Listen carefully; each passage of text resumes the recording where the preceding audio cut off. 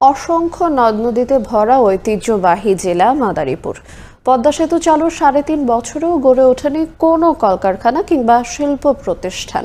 Medical college ও public বিশ্ববিদ্যালয় প্রতিষ্ঠার আকাঙ্ক্ষা পূরণ হয়নি দীর্ঘদিনেও। ঢাকা বরিশাল মহাসড়ক ও ৬ লেনে উন্নীতকরণের দাবি আটকে আছে আশ্বাসেই। আর অন্ধকারেই ঢাকা স্বাস্থ্য খাতের উন্নয়ন। বিশেষজ্ঞরা বলছেন, অব্যবস্থাপনা, নীতি নির্ধারকদের দীর্ঘসূত্রতা ও অবকাঠামোগত দুর্বলতার কারণে কোনো মেগা প্রকল্প বাস্তবায়ন হয়নি এই জেলায়। সঞ্জয় কর্মকার অভিজিতের রিপোর্ট, ছবি তুলেছেন শাহাদাত আকন।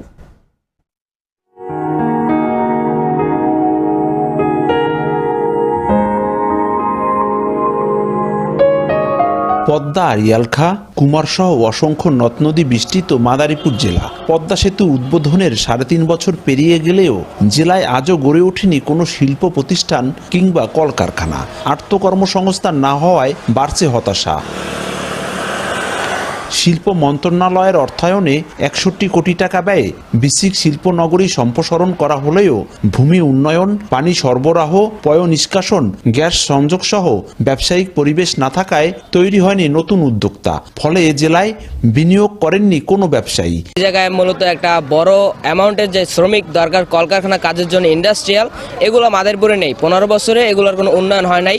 বিসিকে এক বিল্ডিং ছাড়া ব্যবসা করার মতন পরিবেশ কোনো কিছুই নাই, যে কারণে এখানে কোনো ব্যবসা হচ্ছে না। ১১২৫.৬৯ বর্গ কিলোমিটারের ৩টি সংসদীয় আসনে এই জেলায় মোট ভোটার ১১,৩৫,৫৭২ জন, যার অর্ধেকই নারী। অথচ নেই নারীদের উন্নয়নে কোনো প্রশিক্ষণ কেন্দ্র।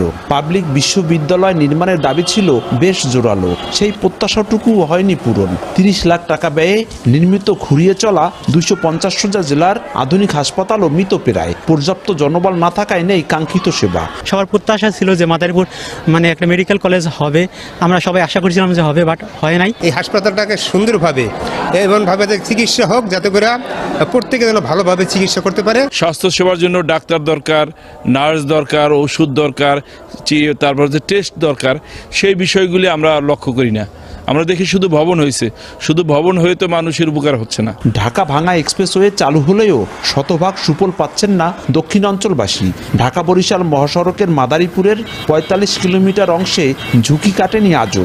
বিগত অনেক সরকারই এই রাস্তা মেরামত করে, কিন্তু কোনো সরকারই টেকসই রাস্তাঘাট করে না।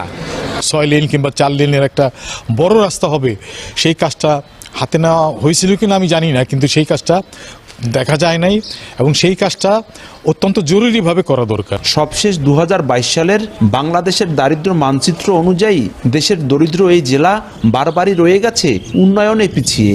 দারিদ্র্যের চিহ্ন লেগে আছে শহর থেকে গ্রাম সবখানেই। মাথার ঘাম পায়ে ফেলে ফসল ফলানোর কারিগররা রয়ে গেছেন অবহেলিত। আর ইতিহাস ঐতিহ্যের এই জেলায় বিনোদন খাতেও আসেনি কোনো পরিবর্তন। আগামী জাতীয় সংসদ নির্বাচনের পর সব সমস্যার দ্রুত সমাধান করবে নতুন সরকার, এমনটাই দাবি জেলাবাসীর।